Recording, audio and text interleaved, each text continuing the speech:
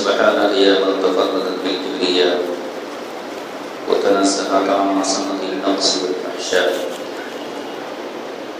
اللهم إنا نحمدك ونشكرك شكر ما توجه إليك بأسره، وصلاة دائمة زكية على سيدنا خير الأمام، على سيدنا خير الأنام إمام الأنبياء ورئيس الأتقياء سيدنا وسندنا محمد المصطفى وعلى آله وأصحابه الذين لهم في الجنة خلود. أما بعد، فأعوذ بالله من الشيطان الرجيم.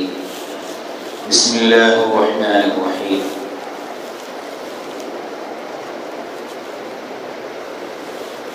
إن الدين عند الله الإسلام.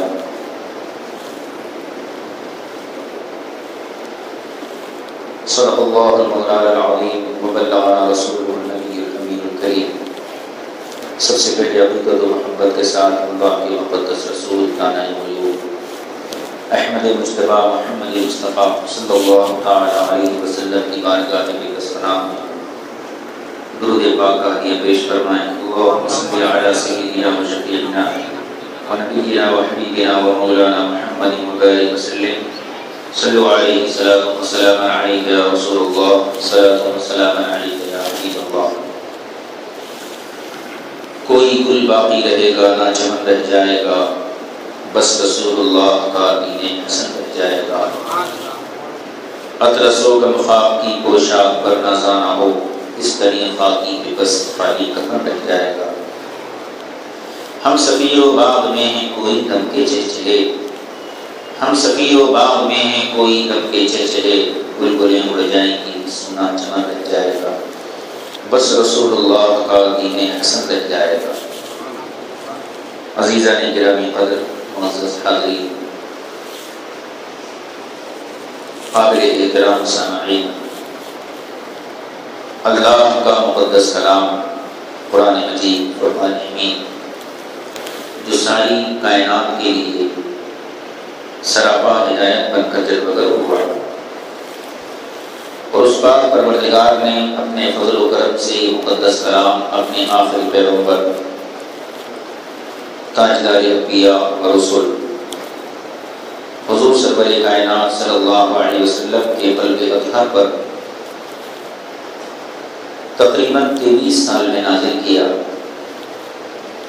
یہ قرآن اسلام کا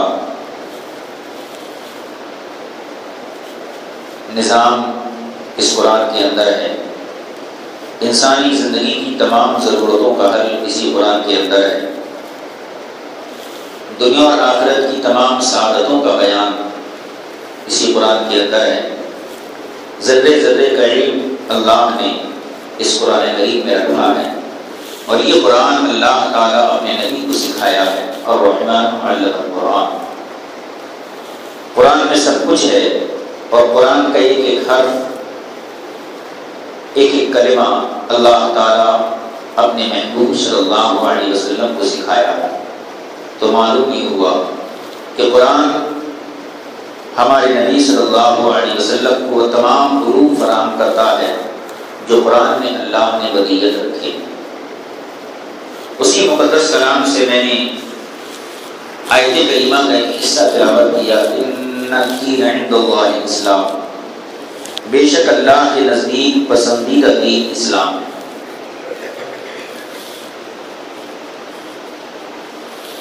جناب آدم علیہ السلام سے لے کر ہمارے اور آپ کے آقا سرور کائنات صلی اللہ علیہ وسلم تک جتنے انبیاء و مرسلین اس دنیا میں تشریف لائے، ان سب کا دین اسلام تھا.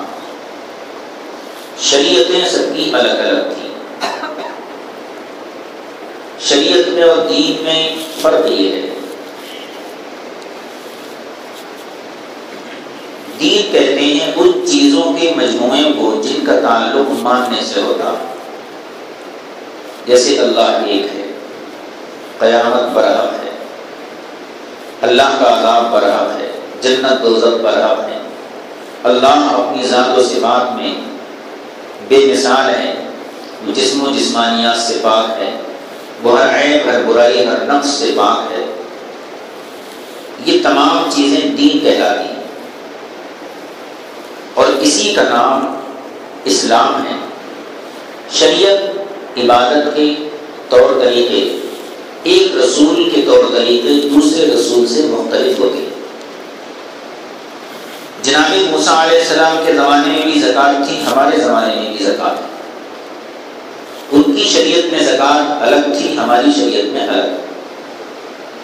ان کے پاس چوتھائی حصہ مال کا، کل مال کا چوتھائی 1/4 بطور زکوٰۃ نکالنا پڑتا تھا، اور ہمیں 40واں حصہ نکالنا پڑتا ہے۔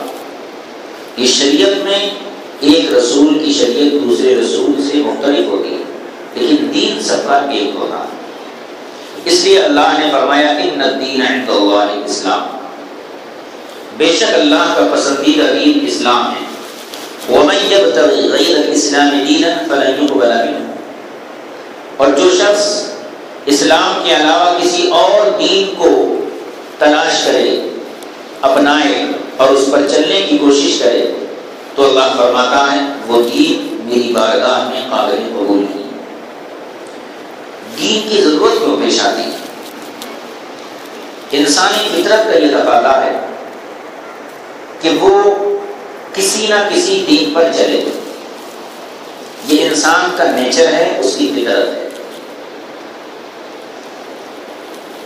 لہذا اسی فطرت کی بنیاد پر دنیا کا ہر انسان ایک دین کو اپناتا ہے۔ کسی نے یہودیت کو اپنا لیا، کسی نے نصرانیت کو اپنا لیا، کسی نے مجوسیت کو اپنا لیا، کسی نے آگ پرستی کو اپنا دین بنا لیا، کسی نے مذاہب پرستی کو اپنا دین بنا لیا، کسی نے بتوں کو اپنا معبود بنا لیا، بتوں کی پرستش کو اپنا دین بنا لیا۔ آپ پوری دنیا کا اگر سروے کریں، ہر قوم پر غور کریں، تو ہر قوم کسی نہ کسی دین کو ضرور مانتی ہے۔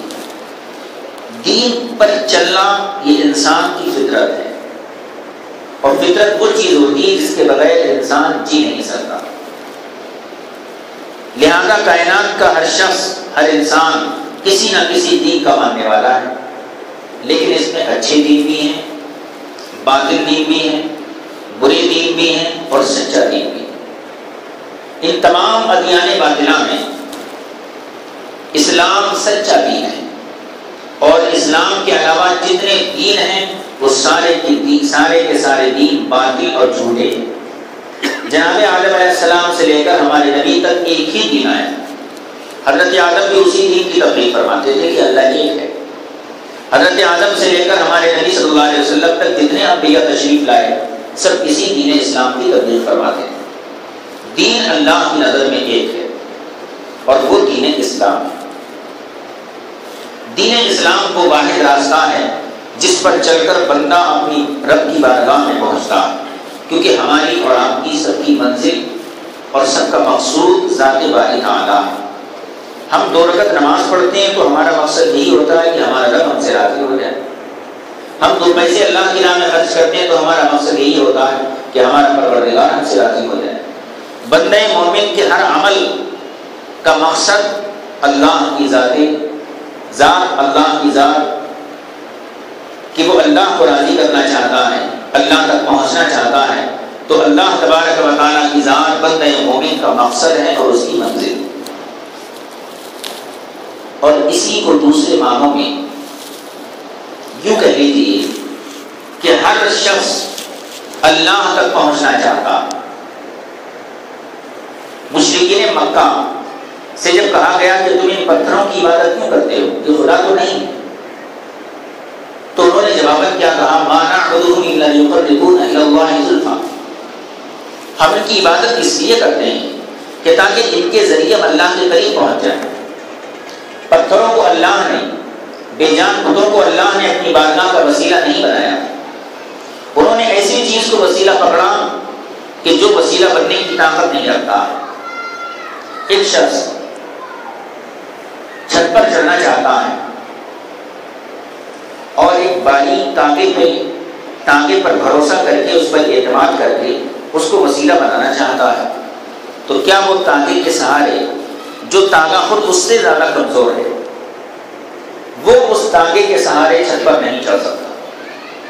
جن پتھروں کو لوگوں نے اپنا وسیلہ بنایا، اور جن کو معبود بنایا ان کی دو غلطیاں تھیں۔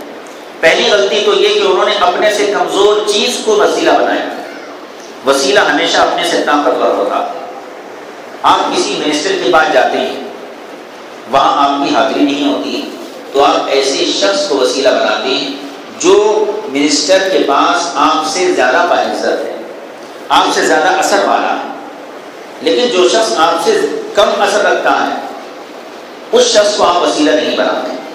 تو مشرکین مکہ کی پہلی خطا یہ تھی کہ انہوں نے بے جان پتھروں کو اپنا معبود، اپنا وسیلہ بنایا اللہ کی بارگاہ کے لیے، کہ جو پتھر سے افضل خود ان کی ذات تھی۔ اور دوسری خطا یہ تھی کہ انہوں نے ان پتھروں کو معبود بنا لیا۔ وہ لوگ ان کی عبادت کرتے تھے، ان کو اپنا خدا مانتے تھے، ان کو بھی خدا مانتے تھے، اللہ کو بھی خدا مانتے تھے۔ دوسری بڑی غلطی یہ تھی، دوسری غلطی کی وجہ سے وہ لوگ مشرک قرار پائے۔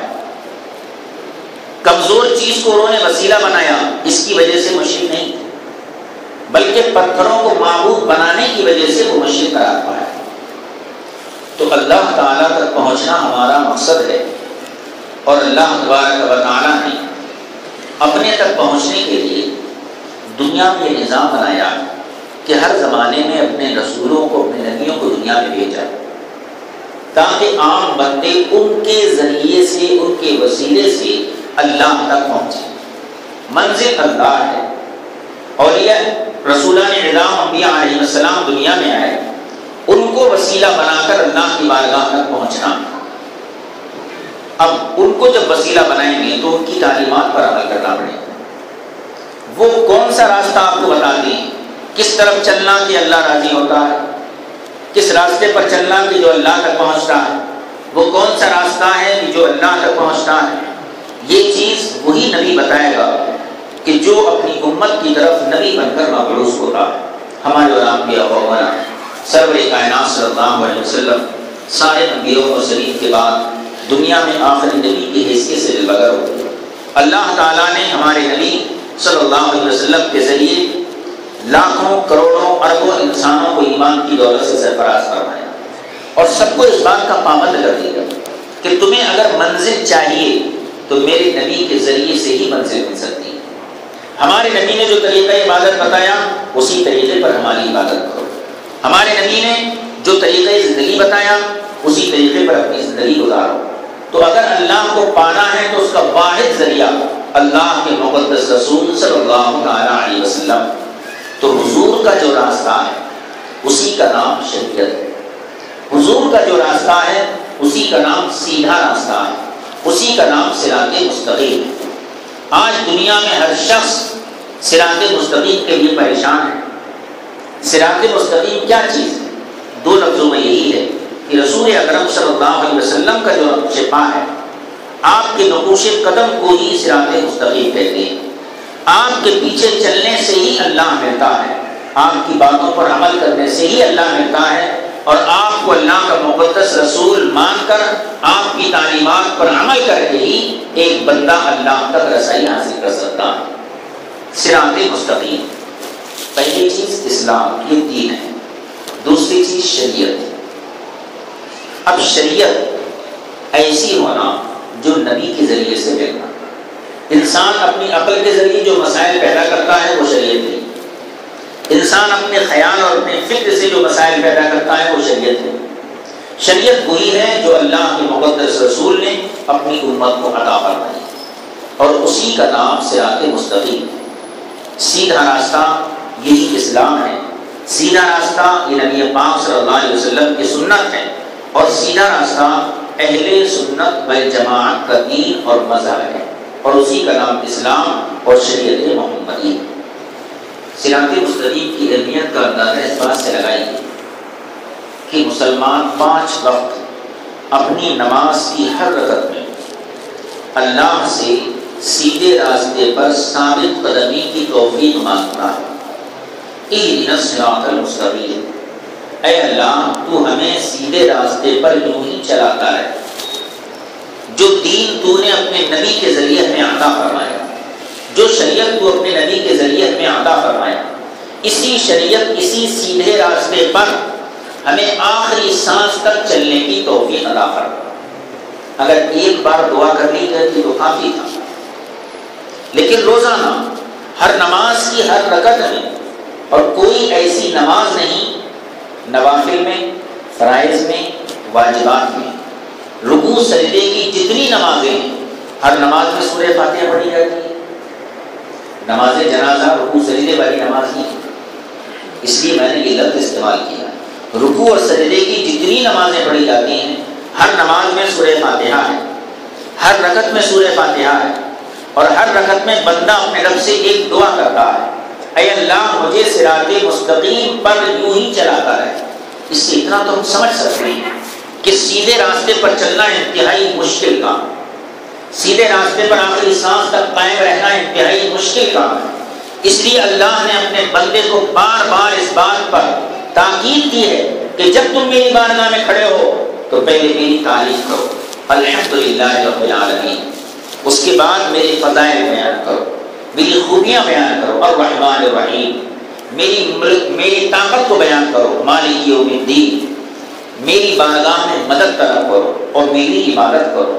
اللہ کی تعریف بھی کر لیا بندہ، اللہ کی حمد و ثنا بھی کر لیا بندہ، اپنی عاجزی کا نذرانہ بھی پیش کر دیا، باوضو ہے، قبلہ رو ہے، دست بستہ ہے، اللہ کے سامنے کھڑا ہے، اور اس کے بعد وہ عرض کرتا ہے اہدنا الصراط المستقیم، اے اللہ مجھے سیدھے راستے پر چلا۔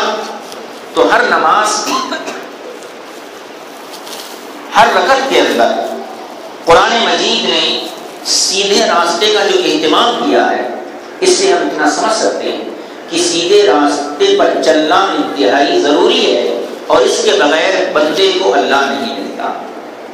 اس کی مزید وضاحت رسول اکرم سرور کائنات دانۂ الغیوب صلی اللہ علیہ وسلم نے اپنی امت کو کھول کھول کر بتایا کہ سیدھا راستہ کون سا، صراط مستقیم کون سا، سیدھا راستہ کسے کہتے ہیں، وہ کون سا راستہ ہے جس پہ چل کر بندہ اللہ تک پہنچتا، وہ کون سا راستہ ہے، وہ کون سا مذہب ہے جس پر چل کر بندہ اللہ کو راضی کرتا ہے۔ رسول پاک صلی اللہ علیہ وسلم نے اپنی امت کو بڑی وضاحت کے ساتھ سیدھے راستے کی رہنمائی فرمائی۔ حضرت عبداللہ بن مسعود رضی اللہ تعالیٰ عنہ سے مروی ہے، حدیث پاک مسند امام احمد بن حنبل میں، آپ فرماتے ہیں خط لنا رسول اللہ صلی اللہ علیہ وسلم خطا، حضور اکرم صلی اللہ علیہ وسلم نے ہمارے لیے زمین پر ایک سیدھا نشان مارا، ایک لکیر آپ نے کھینچی اور فرمایا ھذا سبیل اللہ، یہ سیدھی لکیر، یہ سیدھا راستہ اللہ کا راستہ۔ ثم خطا خطوطا عن یمینہ وعن شمالہ، پھر اس لکیر کے آزو بازو دائیں بائیں آپ نے کچھ اور نشان لگائے اور فرمایا ھذہ سبل، یہ بھی راستے، علی کل سبیل منہا شیطان یدعو الیہ، اس بیچ والا راستہ اللہ کا ہے، یہ سیدھا اللہ تک لے کر جائے گا، اور اس کے آزو بازو جتنے راستے ہیں یہ بھی راستے ہیں، لیکن ہر راستے پر ایک شیطان بیٹھا، اور وہ شیطان اس راستے کی دعوت دیتا، آؤ میرے پاس آؤ، یہ راستہ تمہیں اللہ تک لے کے جائے گا، یہ راستہ اللہ کی طرف لے کر جائے گا۔ ہر راستے پر بیٹھنے والا ایک شیطان ہے جو چلنے والے کو اپنی طرف کھینچتا ہے، آؤ میری جماعت میں آ جاؤ، آؤ میرے دین میں آ جاؤ، آؤ میری مسجد میں آ جاؤ، یہ سیدھا راستہ ہے۔ مگر حضور نے کیا فرمایا؟ بیچ والا سیدھا راستہ ہے جو سیدھی لکیر ہے۔ اس کے بعد آپ نے ارشاد فرمایا، قرآن کریم کی اس آیت کو آپ نے تلاوت کیا، ان ھذا صراطی مستقیما، بے شک میرا سیدھا راستہ یہ ہے جو سیدھی لکیر ہے، فلا تتبعوا السبل، یہ آزو بازو والے راستوں کے پیچھے نہ جانا، فتفرق بکم عن سبیلی، ورنہ تم راستہ بھٹک جاؤ۔ صراط مستقیم کی اہمیت کا اندازہ ہو، انسان اگر سیدھے راستے پر چلے گا تو منزل تک پہنچ کر سرفراز ہوتا ہے، اللہ کے انعام و اکرام سے مالا مال ہوتا ہے، اور اگر راستہ بھٹک گیا تو ہمیشہ کے لیے دوزخ کا ایندھن بن جائے گا، اللہ کی بارگاہ میں مردود قرار پائے گا۔ اس لیے رسول پاک صلی اللہ علیہ وسلم نے ایک عقلی چیز کو محسوس انداز میں زمین پر نشان کھینچ کر اور خط بنا کر حضور نے اپنی امت کو سمجھایا ہے کہ یہ سیدھا راستہ ہے جو میرا راستہ ہے، آزو بازو والے راستے یہ شیطان کے راستے ہیں۔ یہ حدیث پاک کا مفہوم تھا۔ اس سے ہمیں دو باتیں معلوم ہیں۔ ایک بات تو یہ معلوم ہے، دین کے نام پر جتنے راستے ہیں، جتنے مذہب ہیں، ان میں صرف ایک سیدھا ہے اور باقی تمام جھوٹے ہیں، شیطانی ہیں، دوزخی ہیں، جہنمی ہیں۔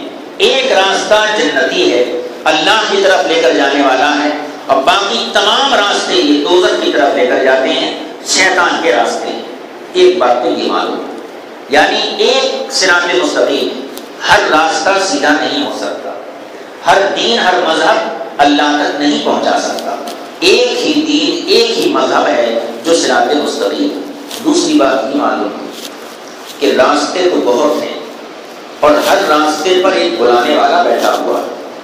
ہر جماعت کا ایک رہنما ہے، ایک پیشوا ہے جو شخص اپنی جماعت کی طرف بلاتا ہے۔ ہر فرقے کا ایک پیشوا ہے جو اپنے فرقے کی طرف بلاتا ہے۔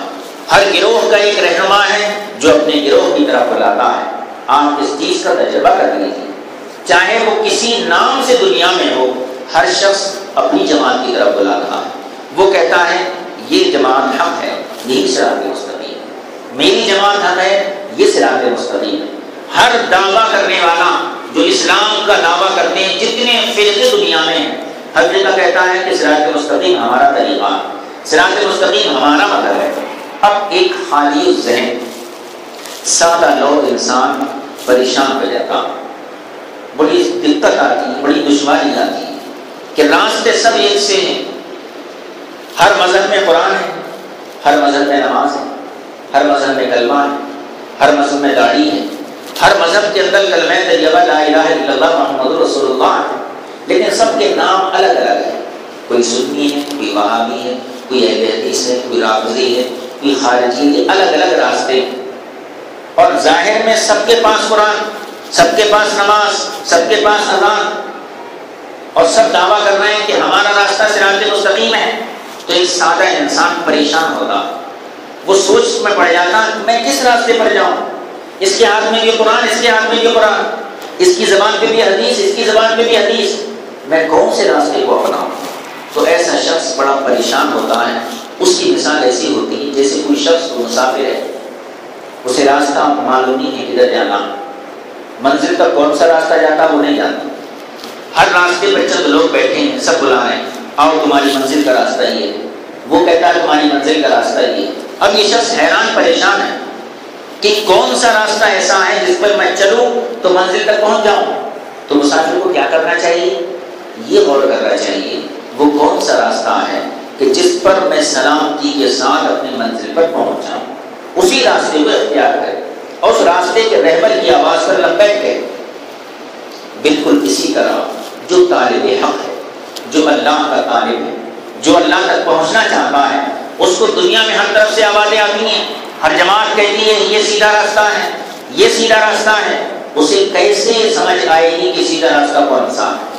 تو اس کا ایک طریقہ آسان الفاظ میں یہ عرض کر دوں کہ جو شخص اللہ کو پانا چاہتا ہے، سیدھے راستے پر چلنا چاہتا ہے، اللہ تک پہنچنا چاہتا ہے، اس کو یہ دیکھنا چاہیے وہ راستہ کون سا ہے کہ جس پر چل کر لوگ اللہ تک پہنچ گئے، جس پر چل کر لوگ اللہ تک پہنچ گئے، اور جس پر چلنے والوں سے اللہ راضی ہو گیا، اور جن کو اللہ تبارک و تعالی اپنی رضا کی سند عطا فرمایا۔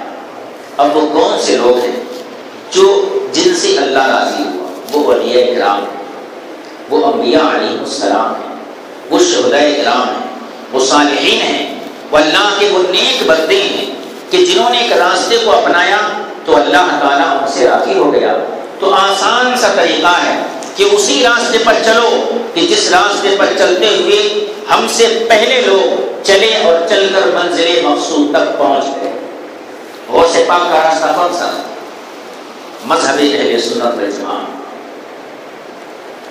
خواجہ غریب نواز کا راستہ کون سا تھا؟ اہل سنت والجماعت۔ حضور داتا گنج بخش علی حجویری کا راستہ کون سا تھا؟ اہل سنت والجماعت۔ امام اعظم امام شافعی، امام احمد بن حنبل، امام مالک کے راستے کون سے تھے؟ اہل سنت والجماعت کا۔ تمام صحابہ کا راستہ کون سا تھا؟ جو اہل سنت والجماعت کا تھا۔ اب ہم اس کا نتیجہ یوں بیان کرتے ہیں کہ حضور اکرم صلی اللہ تعالی علیہ وسلم کی امت میں راستے بہت بنائے گئے، لیکن ایک راستہ ہے جو سیدھا راستہ ہے، صراط مستقیم ہے، اور وہ صراط مستقیم صرف اور صرف اہل سنت والجماعت ہے۔ یہ صرف میں نے دعویٰ کیا، اب میں اس کی دلیل پیش کر دیتا ہوں کہ اہل سنت سیدھا راستہ ہے، اللہ تک پہنچانے والا، کیونکہ سارے اولیاء کرام جو دنیا میں آئے اور پردہ فرما گئے یہ سب کے سب اہل سنت ہیں۔ اگر اہل سنت سیدھا راستہ نہیں ہوتا تو ان سے اللہ راضی نہیں ہوتا۔ ان سے اللہ راضی ہوا، ان کو اپنا دوست بنایا، اور دنیا میں اللہ ان کو اتنی طاقت دیا کہ بیمار کو ہاتھ رکھ دیں تو اللہ شفا عطا فرما دیتا ہے، مردوں کو زندگی عطا فرما دیتا ہے۔ یہ اللہ کی رضامندی نہیں ہے تو کیا؟ آپ بھی کسی مردے کو ہاتھ لگا کے دیکھیے، زندگی بھر ہم نماز پڑھیں، کوئی مردے کو ہم زندہ نہیں کر سکتے۔ زندگی بھر سجدے میں گزار دیں، ایک بیمار کی آنکھ پر ہاتھ رکھ کر آنکھ درست نہیں کر سکتے۔ لیکن جن سے اللہ راضی ہو گیا ان کا جلوہ اللہ نے دنیا میں بتایا کہ دیکھو جن سے میں راضی ہوتا ہوں کائنات کو ان کی خدمت میں معمور کر دیتا ہوں۔ تو یہ اولیاء کرام کی عظمتیں، ان کی کرامتیں اس بات کا ثبوت ہے کہ ان کا جو راستہ تھا وہی سیدھا راستہ تھا، اور الحمدللہ اہل سنت والجماعت اسی راستے پر ہے۔ اب حدیث پاک سن لیجیے، ترمذی شریف میں حضور اکرم صلی اللہ علیہ وسلم نے ارشاد فرمایا وَتَفْتَرِقُ أُمَّتِي عَلَىٰ 73 ملہ، میری امت کی دو قسمیں ہوتی ہیں، ایک امت اجابت اور ایک امت دعوت۔ امت دعوت کہتے ہیں اس قوم کو جس کی طرف نبی کو بھیجا جاتا ہے، چاہے وہ ایمان لائیں یا نہ لائیں۔ حضور اکرم ساری کائنات کی طرف رسول نبی بن کر آئے، ابھی بھی بہت سے ہیں جو ایمان نہیں لائے، تو یہ امت دعوت میں قیامت تک حضور کی دعوت انہیں پہنچتی رہے گی۔ اگر اللہ نے ان کے مقدر میں ایمان لکھا ہے تو ایمان لے آئے۔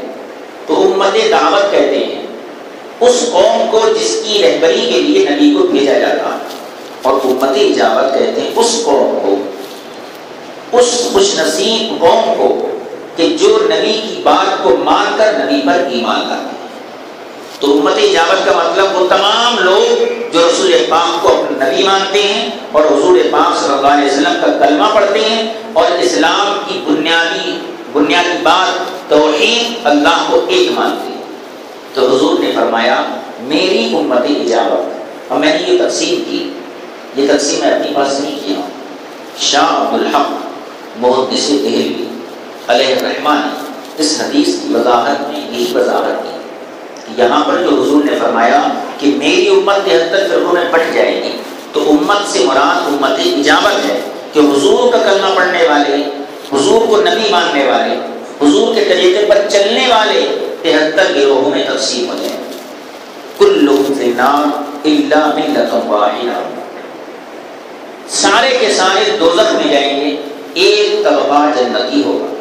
صحابہ نے عرض کیا قال ومن هی یا رسول اللہ، وہ طبقہ کون سا ہے جو جنت میں جائے؟ تو حضور نے ارشاد فرمایا ما انا علیہ واصحابی، جو میرے اور میرے صحابہ کے طریقے پر چلے۔ اس حدیث کا خلاصہ یہ ہے کہ ہر کلمہ پڑھنے والا جنت میں جائے یہ ضروری نہیں۔ حضور اکرم نے ارشاد فرمایا کہ امت 73 فرقوں میں بٹے گی، ہر فرقہ میرا کلمہ پڑھے گا، لیکن 72 فرقے دوزخ میں جائیں گے، ایک فرقہ جنت میں جائے گا۔ اب جو لوگ یہ کہتے ہیں بڑی سب صحیح ہیں، تو حدیث تو نہیں کہتی کہ سب صحیح، تو لوگوں کی ماننا یا اپنے اللہ کے رسول کی ماننا؟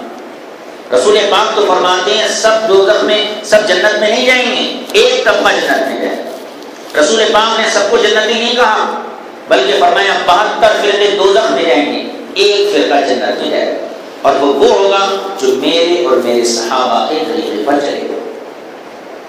اب آپ دیکھ لیجیے حضور اور صحابہ کے طریقے پر کون ہے۔ ہمارے ہندوستان میں جتنے فرقے